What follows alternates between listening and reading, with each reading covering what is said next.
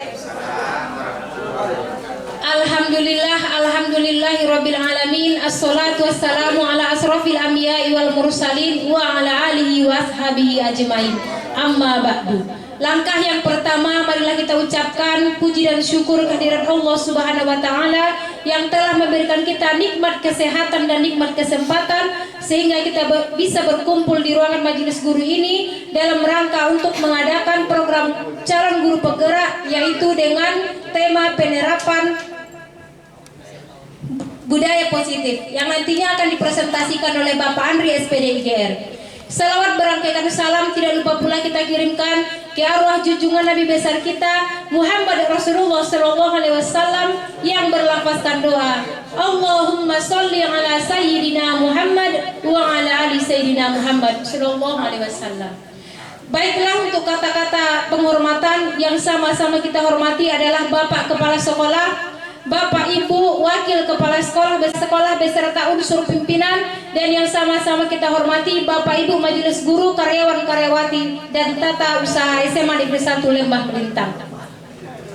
Baiklah Bapak Ibu, adapun susunan acara kita pada kesempatan ini adalah yang pertama pembukaan yang sedang berlangsung, yang kedua adalah menyanyikan lagu Indonesia Raya, yang ketiga adalah kata sambutan dari Bapak Kepala Sekolah atau unsur pimpinan, yang keempat adalah acara inti, yaitu kita akan mendengarkan presentasi yang akan dipresentasikan oleh Bapak Andri SPD IGR dengan tema penerapan budaya positif. Yang kelima adalah doa. Baiklah Bapak Ibu, sekarang langsung saja kita masuk ke acara yang kedua, yaitu menyanyikan lagu Indonesia Raya, dan hadirin diharapkan untuk berdiri.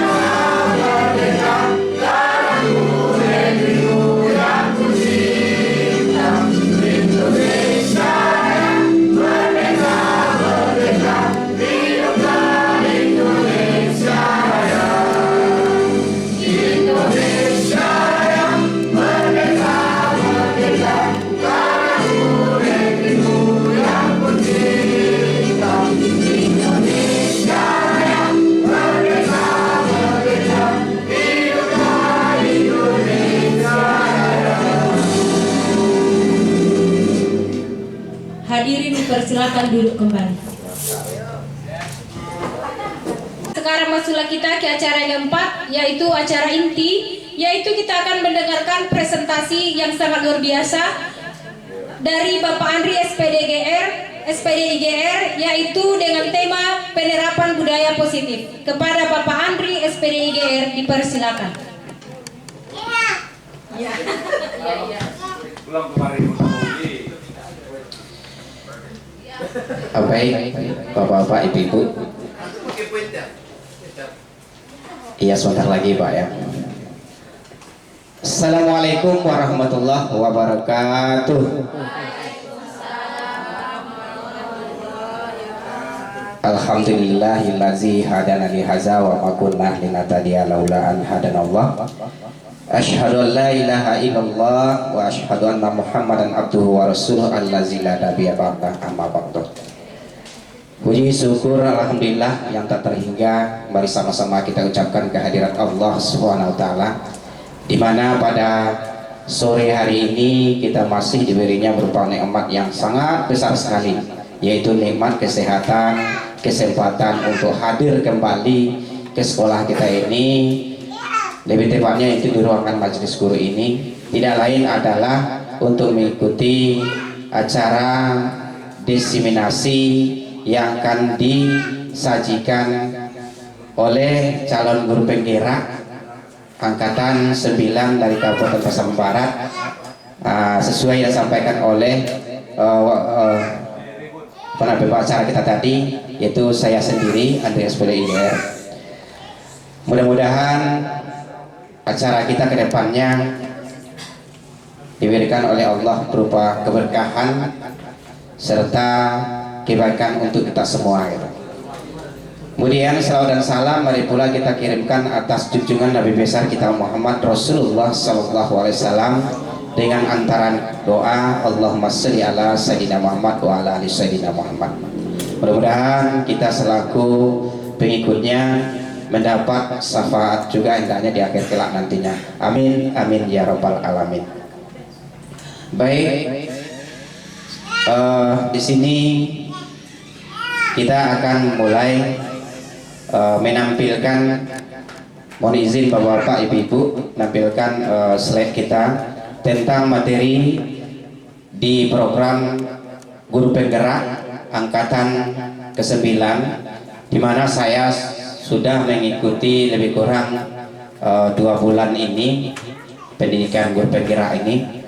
Jadi sudah sampailah tahapan sekarang, yaitu di modul 1.4 tentang budaya positif. Jadi di dalam budaya positif ini yang akan kita jabarkan nanti, yaitu sekaligus penerapannya tentang budaya positif ini di sekolah kita gitu.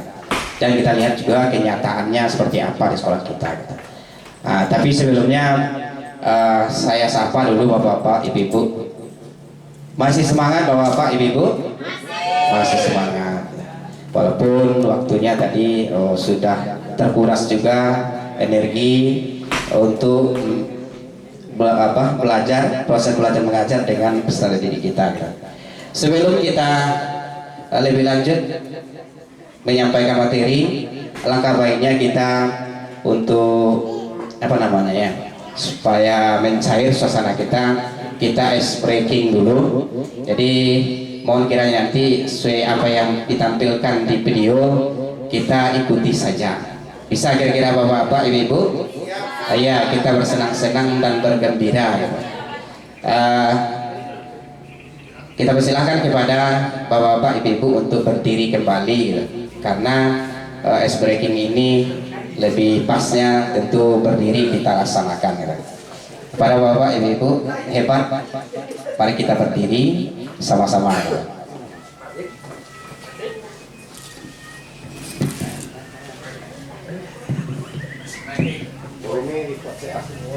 Oh, diperkeras ya. Tadi gak kurang semangat ya. Oke. Kita perhatikan aja, kita ikuti saja gerak-gerakannya. Gerakan ini tidak terlalu ribet, tidak terlalu kaku, tapi cuma banyak menggerakkan tangan dan badan saja gitu. Menggerakkan, intinya menggerakkan. Lilin. Kita bergembira saja.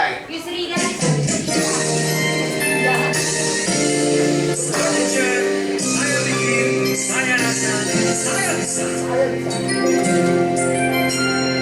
Tangan ke atas menggapai bintang, tangan ke samping burung yang terbang, tangan ke depan ikan berenang, duduknya rapi siap berdoa.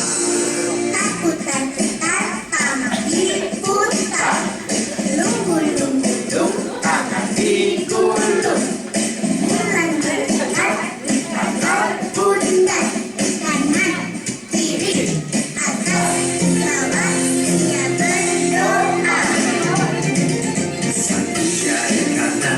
Satu jadi diri, bergabung menjadi dua. Dua jembatan berjadi menjadi kanan. Dua jadi diri, bergabung menjadi empat. Dua kamera jepit menjadi kanan. Tiga jadi diri, bergabung menjadi enam. Dua menara empat jadi kanan. Empat jadi diri, bergabung menjadi delapan. Dua terlingkari menjadi kanan. Lima jadi diri, bergabung menjadi sepuluh. Siap berdoa.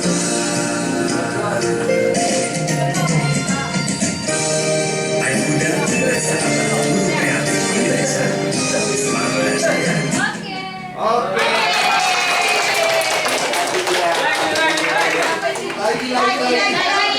Gila. Sedikit lagi lah, Pak.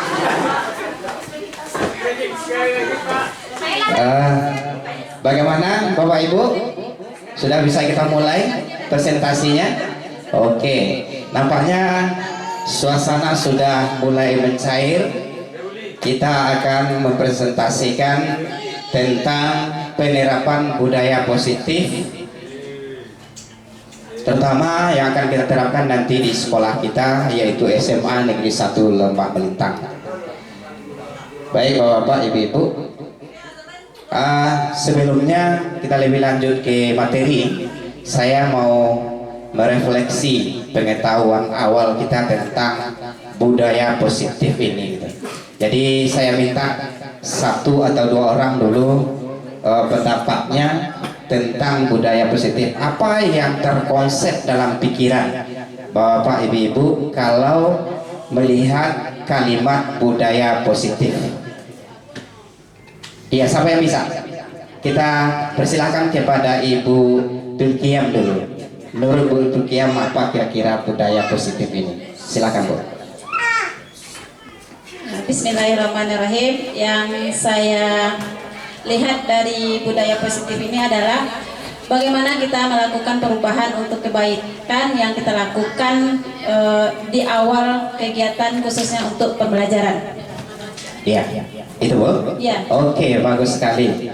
Jadi pengetahuan awal daripada Ibu Tulkiam, ia menyatakan bahwasanya budaya positif itu adalah apa tadi? Perubahan awal. Perubahan awal untuk diterapkan dalam proses pembelajaran kepada peserta studi. Oke, terima kasih. Kami minta satu orang lagi, kalau tidak bagian bapak-bapak dulu, jangan bagi ibu-ibu saja. Jadi peran sebelah nanti. Tapi silakan kepada Pak MC lah dulu, Pak MC. Atau Pak Yasar langsung, Pak Yasar aja langsung. Pak Yasar aja langsung. Silakan Pak Yasar. Menurut saya budaya positif ini adalah budaya yang harus dijadikan suatu patokan supaya kebudayaan yang baik itu terjalin dan terimplementasi. Contoh budaya positif itu salam, senyum, sopan, santun. Itu kan budaya positif tuh. Iya. Jadi budaya positif ini penerapannya harus kita laksanakan di sekolah, supaya terjadinya sekolah yang bagus, baik dan betul. Mungkin itu saja, Pak. Oke, terima kasih Pak Yasar. Pendapat Pak Yasar bagus sekali. Bahwasanya harus kita terapkan budaya positif ini di sekolah kita. Di antaranya disampaikan tadi adanya 5S ya, 5S. Senyum, salam, sapa, sopan, santun. Ada 5S. Masih banyak lagi yang lainnya itu, tapi di awal ini disampaikan oleh Pak Yasar, terutama itu masalah 5S. Oke, terima kasih. Memang harus kita terapkan budaya positif ini, apalagi sekarang kita memasuki kurikulum Merdeka Belajar. Kalau kurikulum Merdeka Belajar itu intinya yang diambil situ adalah strategi supaya mendidik karakter peserta didik. Oke, baik, kita lanjutkan materi kita. Ya, yang akan kita bahas pada sore hari ini konsep budaya positif yang akan kita ikuti nanti ada berapa ini? Ada berapa jumlah ini, Ibu Nirwana? Ada 7. Oke. Ada 7. Yang pertama adalah perubahan paradigma belajar. Perubahan paradigma belajar. Yang kedua, disiplin positif. Yang ketiga, motivasi perilaku manusia. Dilanjutkan, kebutuhan dasar manusia. Lanjut, posisi kontrol restitusi. Apa yang kata restitusi nanti kita jabarkan juga. Kemudian keyakinan jelas. Terakhir, segitiga restitusi. Baik, kita masuk penjabarannya lebih lanjut, mulai dari perubahan paradigma belajar. Pembelajaran dengan paradigma baru. Kan paradigma baru kita sekarang ini. Dari kurikulum sebelumnya adalah kurikulum tahun 13 ya, Kurtilas namanya. Sekarang sudah ada kurikulum yang kita ikuti Merdeka ya, Merdeka. Itulah paradigma itu berubah. Jadi yang dimaksud di sini adalah pembelajaran paradigma baru itu merupakan pembelajaran yang berorientasi pada penguatan kompetensi dan pengembangan karakter yang sesuai dengan profil pelajar Pancasila. Jadi profil pelajar Pancasila, bapak-bapak, ibu-ibu kan sudah tahu ini apa isinya. Isi profil pelajar Pancasila itu dimulai dari beriman dan bertakwa kepada Tuhan Yang Maha Esa dan berakhlak mulia. Itu yang pertama. Kemudian adanya mandiri. Dilanjutkan lagi dengan ini apa? Bernalar kritis. Dilanjutkan kreatif. Kemudian bergotong royong. Dan terakhir berkebinekaan global. Itulah yang dimaksud dengan profil pelajar Pancasila. Next. Masuk kita kepada disiplin positif. Apa dikatakan disiplin positif? Disiplin positif ini maksudnya adalah dalam budaya kita, makna kata disiplin dimaknai menjadi sesuatu yang dilakukan seseorang pada orang lain untuk mendapatkan kepatuhan. Kemudian kita cenderung menghubungkan kata disiplin dengan ketidaknyamanan. Kemudian ada satu ahli mengatakan ini, Diane Gosset, menyatakan bahwa kata disiplin berasal dari bahasa Latin, yaitu disiplina. Kalau kita bahasakan Indonesia ya, yang diartinya belajar. Kata disipline juga berasal dari akar kata yang sama dengan disiplin, yaitu murid. Untuk menjadi seorang murid harus paham betul alasan mengapa mereka mengikuti suatu ajaran tertentu, sehingga motivasi yang terbangun adalah motivasi intrinsik, bukan ekstrinsik.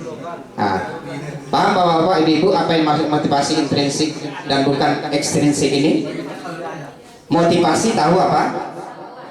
Berarti dorongan. Kalau dorongannya itu berarti dorongan dari dalam diri kita. Kemudian bukan motivasi ekstrinsik katanya, berarti bukan dorongan dari luar diri. Yang diutamakan di sini adalah motivasi di dalam diri. Maka dari dalam diri itulah akan keluarnya motivasi-motivasi yang di luar diri. Sampai sini paham Bapak Ibu? Paham. Lanjut. Kita masuk ke pembahasan tentang disiplin tadi. Di sini kita sering mendengar adanya hukuman, adanya konsekuensi, adanya restitusi. Yang terbaru ini restitusi. Nanti kita bahas lagi. Hukuman ini adalah sistem tidak akan berjalan bila murid tidak takut, kemudian mendorong menyalahkan diri, anak belajar menyembunyikan kesalahan, dibuat oleh guru mencoba mengontrol anak dengan penguatan negatif. Kalau hukuman, lanjut kita kepada konsekuensi. Kalau konsekuensi memerlukan monitoring dan supervisi terus menerus dari guru. Kemudian mendorong kepatuhan, anak belajar taat peraturan dibuat oleh guru dan murid, mencoba mengontrol anak dengan penguatan positif. Masuk kita kepada restitusi. Kalau restitusi, murid belajar bertanggung jawab untuk perilaku pelakunya. Kemudian mendorong disiplin apa ini pada diri. Ya, oke, lanjut aja. Kemudian ada anak belajar memecahkan masalah. Ada lagi dibuat oleh murid. Kemudian anak paham bahwa diri sendiri yang pegang kondisi kontrol dirinya gitu. Oke. Nah, kita lanjut lagi. Ini ada hukuman atau konsekuensi. Pertanyaan, ini ada tindakan guru atau tindakan kita. Bisa jadi kita sudah pernah melakukan ini. Salah satunya adalah mencatat 100 kali di dalam buku. Kalimatnya adalah saya tidak akan terlambat lagi karena terlambat ke sekolah. Ini seorang siswa ya. Berarti ada situ kalimat saya tidak akan terlambat lagi, akan ditulis oleh anak atau dicatat oleh anak sebanyak berapa? 100 kali. Ini masuk ke mana ini? Hukuman atau konsekuensi? Kira-kira Bapak Ibu, dia masuk ke hukuman atau konsekuensi? Hah? Oke, kita simpan konsekuensi. Lanjut yang kedua, lari mengelilingi lapangan basket 2 kali karena terlambat hadir di sekolah. Ini hukuman atau konsekuensi? Hukuman. Tadi konsekuensi, di bawahnya adalah hukuman. Oke, kita simpan. Lanjut lagi, membersihkan coretan yang dibuatnya di meja tulis. Itu konsekuensi. Lagi, murid diminta untuk push up 15 kali karena tidak menggunakan masker ke sekolah. Hukuman. Kita lihat nanti hasilnya. Kemudian menggantikan kertas tugas teman yang telah dicoret-coret. Konsekuensi. Lanjut lagi, berjemur di lapangan basket pukul 12 siang karena mengobrol dengan teman di saat belajar.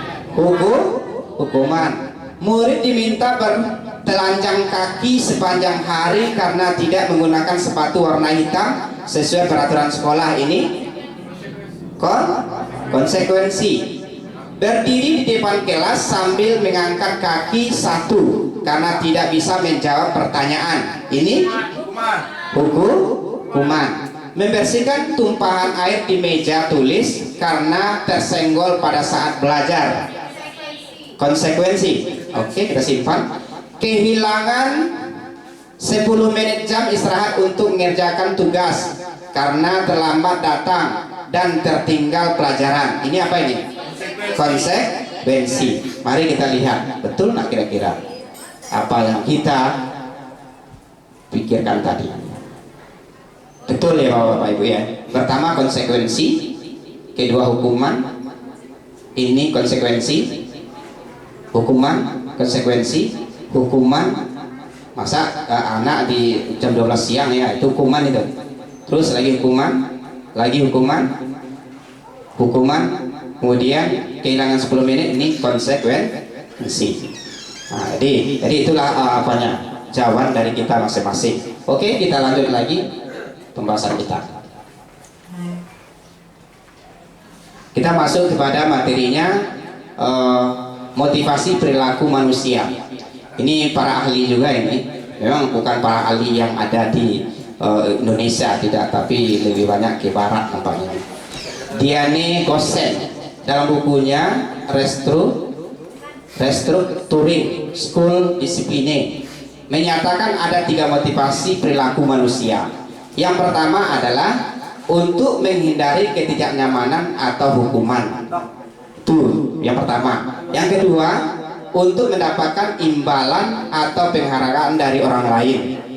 Terus motivasi perilaku manusia itu apalagi untuk menjadikan orang yang mereka inginkan dan menghargai diri sendiri dengan nilai-nilai yang mereka percaya. Itu menurut Diane Gosen. Lanjut lagi. Adanya dihukum oleh penghargaan. Saat kita berulang kali menjanjikan hadiah kepada anak-anak atau peserta didik kita agar berperilaku bertanggung jawab, atau kepada seorang murid agar mempelajari sesuatu yang baru, atau kepada seorang karyawan agar melakukan pekerjaan yang berkualitas, kita sedang berasumsi mereka tidak dapat melakukannya atau mereka tidak akan memilih untuk melakukannya. Ini pendapat Al-Fiqon. Lanjut lagi. Al-Fiqon juga menambahkan atau mengungkapkan baik penghargaan maupun hukuman. Tuh katanya, baik penghargaan atau hukuman adalah cara-cara mengontrol perilaku seseorang yang menghancurkan potensi untuk pembelajaran yang sesungguhnya. Menurut Kon, secara ideal tindakan belajar itu sendiri adalah penghargaan sesungguhnya.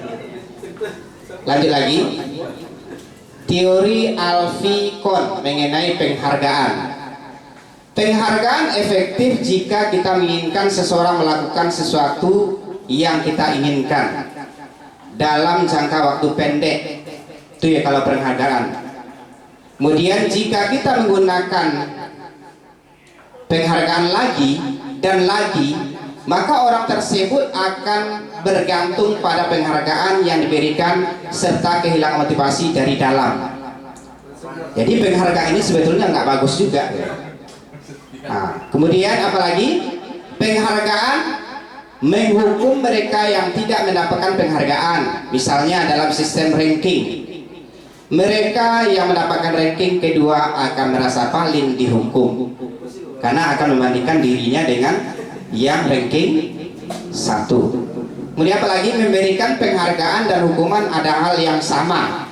Berarti memberikan penghargaan dan hukuman adalah hal yang sama karena keduanya mencoba mengendalikan perilaku seseorang. Lanjut lagi. Kita masuk kepada materi yang lanjutannya, yaitu kebutuhan dasar manusia. Ada kebutuhan dasar manusia 5 di sini nampaknya. Yang pertama adalah kebutuhan manusia itu adalah kebutuhan untuk bertahan hidup. Termasuk di sana itu kita memerlukan makan, minum, sandang, dan pangan. Termasuk situ. Nanti lagi cinta dan kasih sayang, ini pasti itu kebutuhan manusia ini. Nah, mungkin kita sebagai manusia normal tidak butuh itu, pasti butuh cinta dan kasih sayang. Iya Ibu Rifaah ya, bisa ya kebutuhan manusia itu masuk situ ya, cinta dan kasih sayang. Kemudian yang ketiga, kebutuhan manusia itu adalah kebebasan. Dilanjutkan lagi, kebutuhan manusia itu adalah kesenangan. Kemudian yang terakhir, kebutuhan manusia adalah kekuasaan. Pasti itu. Lanjut lagi, kita masuk kepada posisi kontrol restitusi. Tadi kita sudah membahas masalah restitusi. Adanya restitusi itu posisi kontrolnya ada sebagai penghukum, ada sebagai teman, ada sebagai pembuat merasa bersalah, ada sebagai pemantau, ada sebagai manajer. Ini sering kita lakukan ini. Yang ini sering kita lakukan sebagai guru. Yang ini pun sering kita lakukan sebagai teman peserta didik kita. Ini pun sering kita lakukan, membuat merasa bersalah. Kemudian sebagai pemantau kita sering juga memantau saja. Nah, yang paling bagus di sini ini sebetulnya kita sebagai seorang pendidik, sebagai manajer. Lanjut lagi. Mari kita bahas satu persatu. Di sini ada tadi tentang motivasi, ada motivasi eksternal, ada motivasi intrinsik, kemudian ada identitas gagal, ada identitas berhasil atau sukses, perilaku kontrol negatif, perilaku kontrol positif, kontrol diri. Masuk kita pada penghukum. Kita sebagai guru ini penghukum ini. Yang penghukum itu apa? Kita lihat sebagai guru, kita sering menghardik, menunjuk-nunjuk, menyakiti, serta menyindir. Pernah kita lakukan ini Bapak Ibu? Pernah, bukan tidak. Itu kita sebagai penghukum, bukan sebagai seorang pendidik. Kemudian apa lagi? Guru berkata-kata, sering ini, kalau kamu tidak melakukannya, saya akan bla bla bla bla bla. Kan sering itu. Nah, itu sebagai penghukum kita namanya itu. Kemudian hasilnya apa? Dampak dari sebagai penghukum itu, anak itu akan muncul dalam dirinya adalah memberontak, pendendam, menyalahkan orang lain. Itu yang tertanam dalam diri anak. Kalau ini yang kita terapkan. Masuk kita kepada membuat orang merasa bersalah. Sering juga kita lakukan ini sebagai guru, sebagai pendidik. Seperti apa? Nah ini, kita berceramah, menunjukkan kekecewaan yang mendalam kepada peserta didik kita. Apa kalimatnya contohnya ini? Kamu sudah mengecewakan bapak, kamu sudah mengecewakan ibu. Itu kan sering itu. Jadi membuat rasa bersalah gitu kepada peserta didiknya. Nah, itu tidak boleh juga gitu. Hasilnya kenapa? Hasilnya seperti ini. Peserta didik akan menyembunyikan, dia tidak akan terbuka kepada kita. Kemudian apalagi? Sering menyangkal, sering berbohong. Itu hasilnya nanti. Masuk kita kepada sebagai teman. Sebagai teman, guru sering berbuat apa? Dengan membuat alasan-alasan untuk murid-muridnya. Nah, kalimat seperti apa? Lakukan itu untuk ibu ya, lakukan itu untuk bapak ya. Ya, sudah nanti bapak ibu bantu bereskan. Itu sering seperti itu. Seolah kita menganggap peserta didik itu sebagai teman atau sejajar dengan kita. Hasilnya bagaimana peserta didik? Akan ketergantungan nanti. Kalau seperti itu, jadi jiwa mandiri anak tidak akan berdapat di situ, tidak akan tumbuh kembang dia. Lanjut lagi sebagai pemantau, meneropong saya. Contoh pemantau apa? Sering kita berbuat menghitung dan mengukur. Mantau lah namanya kan. Apa kalimat atau kata-katanya seorang guru? Apa peraturannya? Apa konsekuensinya? Apa sanksinya? Apa yang telah kamu lakukan? Apa yang terjadi sekarang? Itu sering kita lakukan. Kalau kamu bersalah ini, apa sanksinya? Sering kita seperti itu. Nanti sebagai pemantau kita baru namanya itu. Kemudian apa lagi? Hasilnya bisa menyelesaikan peserta didik bila kita awasi terus. Nah, ini hasilnya. Berarti tidak juga sebagai memantau. Ketika kita awasi, dia bisa menyelesaikan. Tapi kalau tidak awasi, dia enggak apalagi gitu. Lanjut kita kepada sebagai manajer. Manajer itu guru sering berbuat mengajukan pertanyaan-pertanyaan. Guru berkata, nah ini salah satu contohnya. Apa yang kita yakini? Tuh, apa yang kamu yakini hal tersebut? Dia berpikir dari kalimat-kalimat kita ini. Kalau kamu meyakininya, kamukah atau kamu memperbaikinya bagaimana? Kalau kamu memperbaikinya, jadi kira-kira hal tersebut akan menggambarkan apa tentang dirimu? Berarti kita berusaha untuk menggali anak untuk berpikir dengan kalimat-kalimat kita. Tapi dilarikan kepada diri anak. Dia yang menjawabnya. Kemudian apa hasilnya? Ini akan menjadikan peserta didik kita menguatkan watak dia atau karakter daripada peserta didik kita. Kira-kira sampai sini paham Bapak Ibu? Paham? Oke, kita lanjut. Kita masuk kepada materi yang lanjutan tadi adalah keyakinan sekolah ataupun kelas. Masing-masing kita sebagai guru betul-betul harus bisa untuk membuat keyakinan kelas masing-masing. Nah, jadi kita berusaha untuk menularkan keyakinan kelas ini ada di masing-masing lokal daripada peserta didik kita. Apa yang maksud keyakinan kelas ini? Yaitu keyakinan kelas bersifat abstrak daripada peraturan yang lebih rinci dan konkret daripada peraturan. Yang sering kita lihat di lokal adalah peraturan. Itu ya, peraturan kan sering itu ada peraturan lokal. Setiap pagi piket harus menyalakan piketnya, bersihkan, apa segala macam, kan ada aturan sekolah lokal kan. Nah, itu aturan tuh. Kemudian keyakinan kelas berupa pertanyaan-pertanyaan universal. Pernyataan keyakinan kelas senantiasa dibuat dalam bentuk positif. Kemudian keyakinan kelas hendaknya tidak terlalu banyak sehingga mudah diingat dan dipahami oleh semua warga kelas. Keyakinan kelas sebaiknya sesuatu yang dapat diterapkan di lingkungan tersebut. Semua warga kelas hendaknya ikut berkontribusi dalam pembuatan keyakinan kelas lewat kegiatan curah pendapat antara guru dan peserta didik. Kemudian bersedia meninjau kembali keyakinan kelas dari waktu ke waktu. Jadi keyakinan kelas dengan peraturan sekolah beda ya, beda. Lanjut lagi, kita masuk ke poin berikutnya, yaitu segitiga restitusi. Restitusi ini adalah proses menciptakan kondisi bagi murid untuk memperbaiki kesalahan mereka sehingga mereka bisa kembali pada kelompok mereka dengan karakter yang lebih kuat. Ini pendapat Koset. Lanjut lagi, segitiga restitusi ini juga merupakan proses kolaboratif. Maksud kolaboratif sini apa Bapak Ibu kira-kira?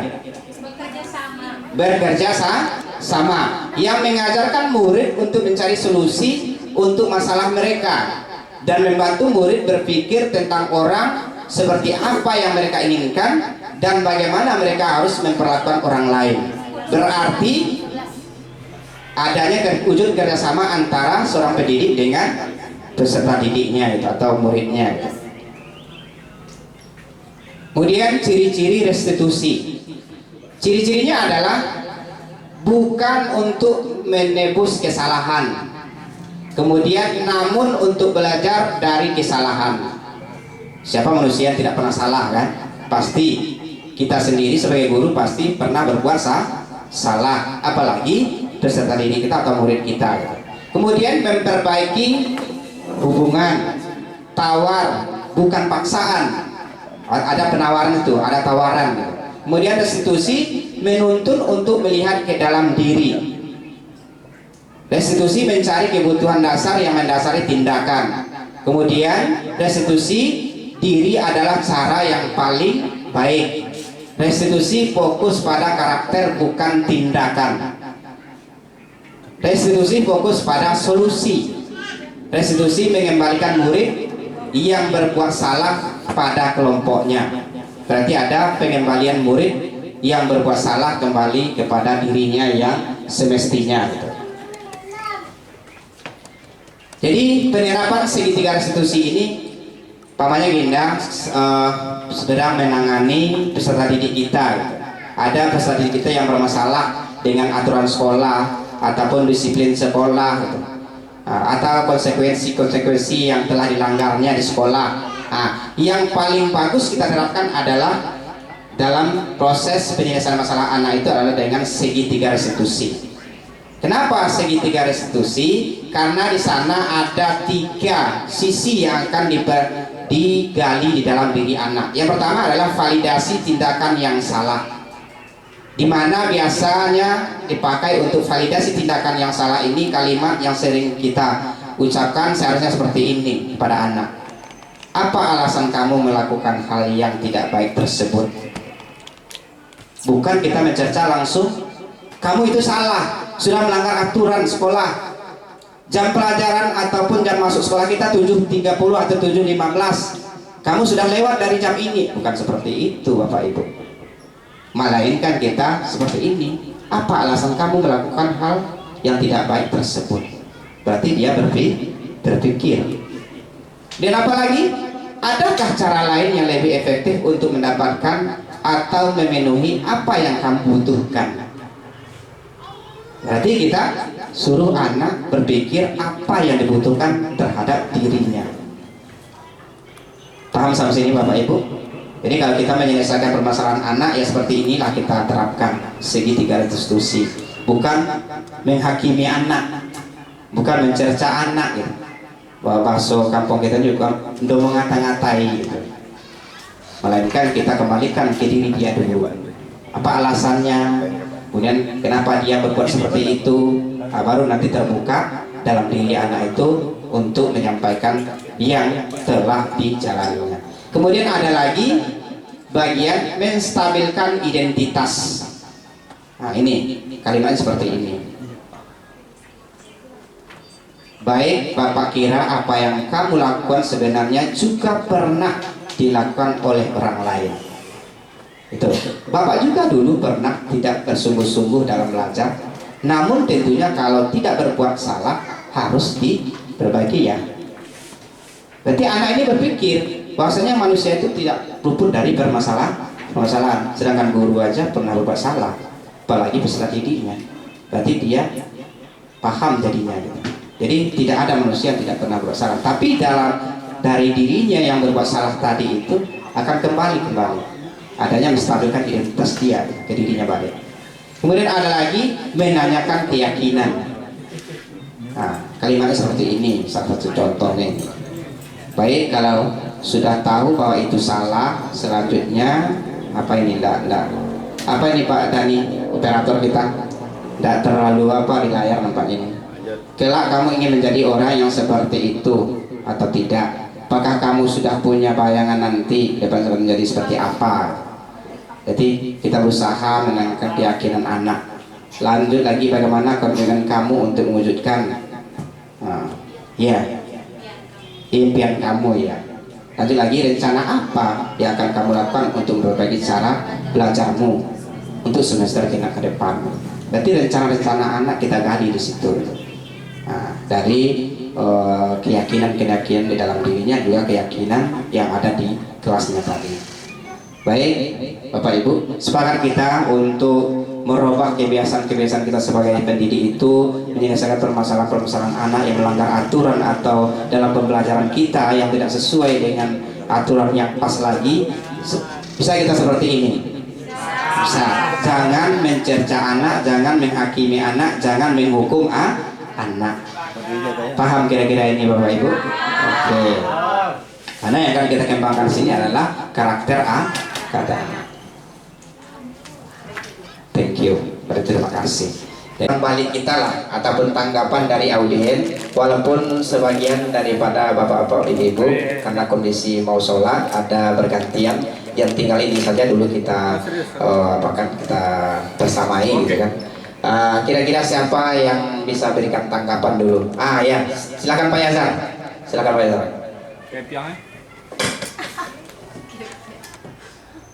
Bismillahirrahmanirrahim. Assalamualaikum warahmatullahi wabarakatuh. Waalaikumsalam warahmatullahi wabarakatuh.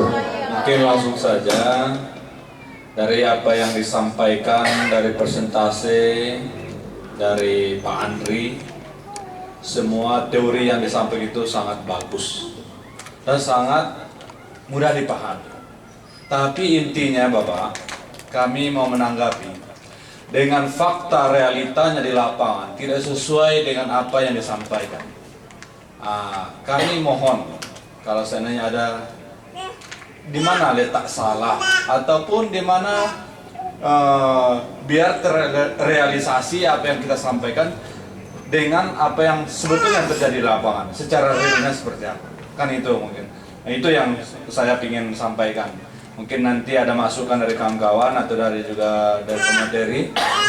Mohon bimbingan, cuma itu saja. Terima kasih. Assalamualaikum warahmatullahi wabarakatuh. Iya, terima kasih banyak Pak Yazar.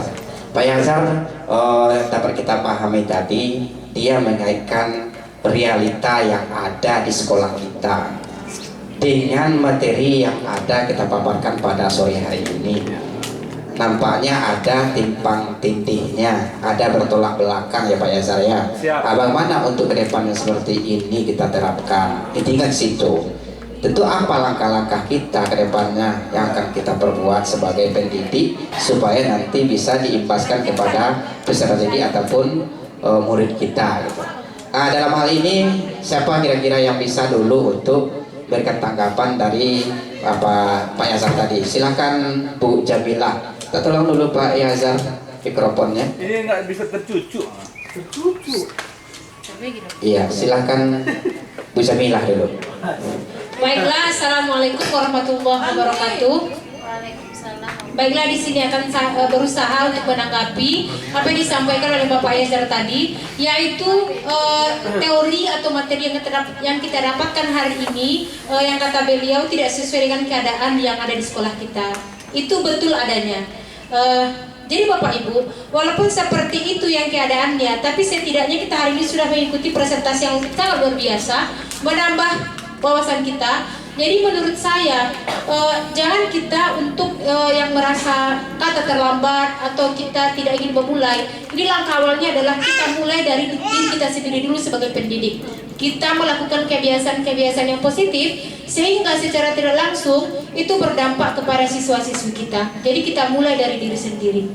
Hanya itu menurut saya. Assalamualaikum warahmatullahi wabarakatuh. Iya, terima kasih banyak atas tanggapan ataupun jawaban yang disampaikan oleh Pak Yazar yang melalui dari Ibu Jamilah.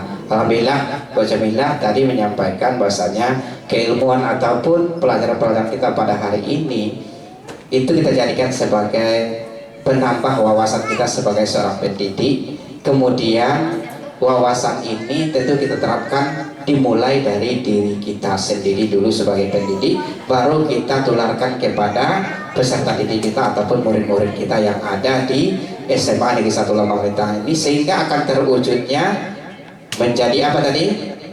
Budaya positif tadi. Itu kira lebih kurangnya Pak Yazar yang sampaikan oleh Ibu Jamilah.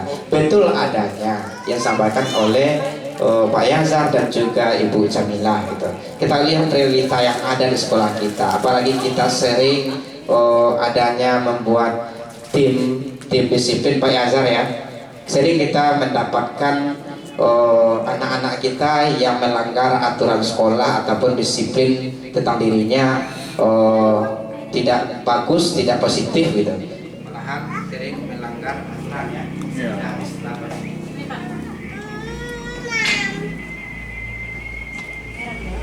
Ya, jadi dalam hal ini kita berusaha untuk, tentu yang ini keilmuan ataupun pelajaran kita sampaikan tadi materi ini, tentu kita berusaha tentu tidak semudah membalikkan telapak tangan nih Pak Yazar. Ini berproses dia gitu.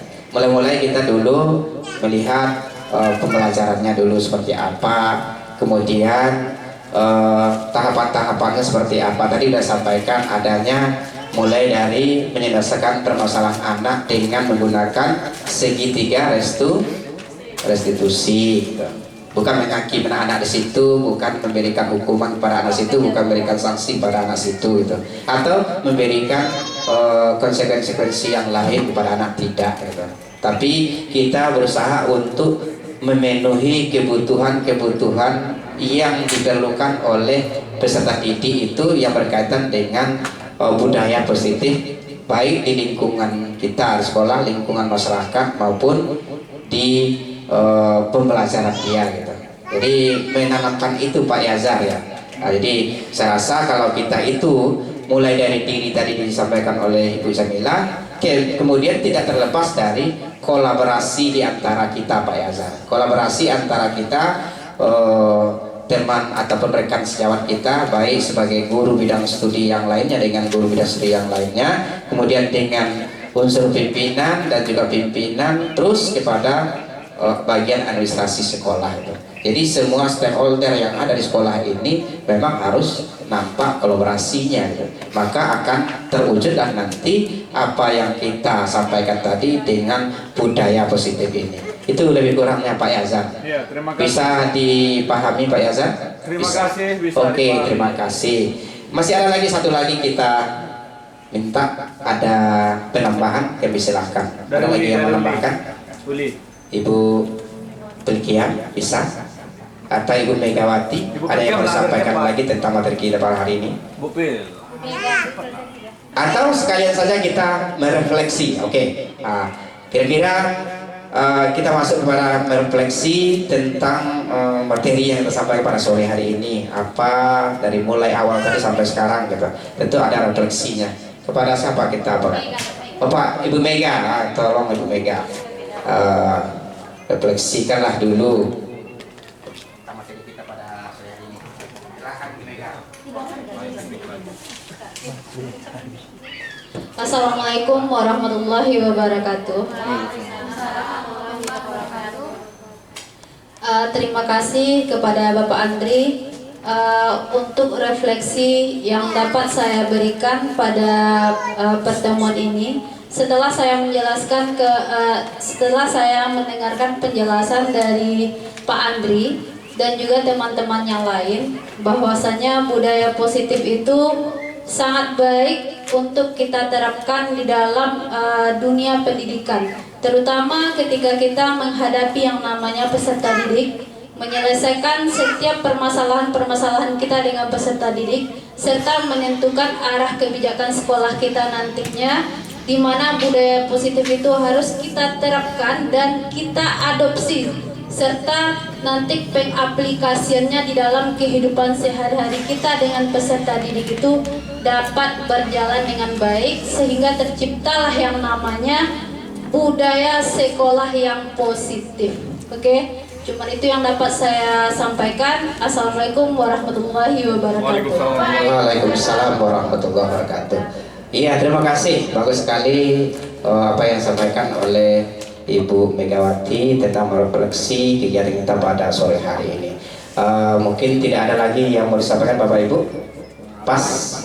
Oke. Mudah-mudahan apa yang disampaikan dari teman-teman kita tadi, mulai Pak Yazar, kemudian Ibu Jamilah, dan juga Ibu Megawati yang merefleksi sekaligus tadi apa kita ini, kegiatan kita ini, mudah-mudahan bisa kita wujudkan ke depannya sekolah kita yang kita idam-idamkan menjadi sekolah atau berbudaya positif tadi ini gitu. Itu tidak lain adalah mulai dari diri tadi, kemudian berkolaborasi. Nah, itu mungkin yang dapat kita sampaikan pada sore hari ini. Dari saya mohon maaf kalau ada kata-kata tidak pas pada tempatnya, memang itu murni kesalahan saya itu pribadi. Kemudian kepada Tuhan ataupun pada Allah saya minta ampun gitu. Jadi sekian dulu penampilan atau kegiatan kita pada sore hari ini. Mudah-mudahan untuk kedepannya lebih solid lagi kita untuk mewujudkan pembelajaran kedepannya, ataupun sebagai guru ataupun pendidik kita benar-benar bisa kita menerapkan budaya-budaya positif di lingkungan kita, kemudian di masyarakat, kemudian terutama kepada diri kita masing-masing pribadi. Mungkin itu yang dapat saya sampaikan. Sekian, terima kasih banyak atas waktu yang telah diluangkan untuk mengikuti kegiatan ini. Dari saya terlebih kurang mohon maaf. Assalamualaikum warahmatullahi wabarakatuh. Baiklah Bapak Ibu, kita kasih aplaus yang meriah lagi untuk Bapak Andri SPDIGR dengan materi yang sangat luar biasa, dengan judul yaitu menerapkan budaya yang positif. Semoga apa yang disampaikan oleh Bapak Andri tadi dan kita berdiskusi, semoga kita bisa memulai dari diri sendiri sebagai pendidik, agar kita bisa menjadi insan pendidik yang positif dan berdampak positif bagi peserta didik kita. Apabila kita terapkan dari diri sendiri, percayalah Bapak Ibu, sekolah kita ini SMA Negeri 1 yang Melintang akan menjadi guru dan peserta didik yang berbudaya positif. Baiklah, sekianlah acara kita pada kesempatan ini. Saya sebagai pembawa acara mohon maaf atas segala kekurangan dan terima kasih atas segala perhatian. Dan sebelum kita tutup, marilah kita berdoa dulu bersama-sama karena Allah telah memberikan kemudahan dan kelancaran dalam acara ini. Baiklah, untuk doa disampaikan atau dibawakan oleh Bapak Muhammad Yazar SPDI. Kepada Bapak Yazar dipersilahkan. Baiklah, untuk menyempurnakan kegiatan kita pada hari ini, kita berdoa. A'udzubillahi minasyaitonirrajim. Bismillahirrahmanirrahim. Alhamdulillahirabbil alamin. Wassalatu wassalamu ala asyrofil anbiya'i wal mursalin wa ala alihi rasulillahi ajmain. Allahumma shalli ala Muhammad wa ala ali Muhammad. Ya Allah, terima kasih atas kemudahan yang Kau berikan kepada kami untuk melaksanakan kegiatan ini. Ridhoi dan berkahi kegiatan ini. Jadikan kami hamba-hambamu yang taat dan patuh mengikuti semua aturan Allah. Ya Rabb, mudahkan bagi kami untuk mendidik anak-anak kami.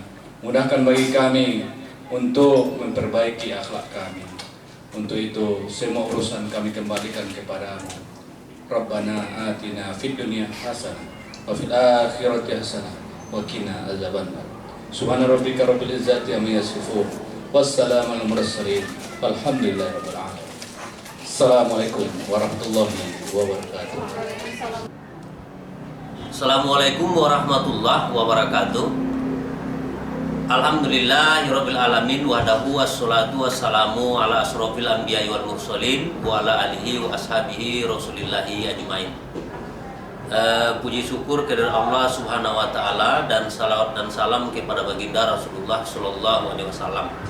Saya Ahmad Yandri SPDMM selaku Kepala SMAN 1 Lembah Melintang, yang hari ini alhamdulillah ada satu atau salah seorang guru wakil sarana di SMA 1 Lembah Melintang dalam proses mengikuti program guru penggerak angkatan 9. Di sekolah kita kegiatan budaya positif itu sudah berjalan dengan sangat baik sekali, mulai dari senyum, sapa, salam, bagaimana siswa bertindak, berbuat, berkata dengan sopan.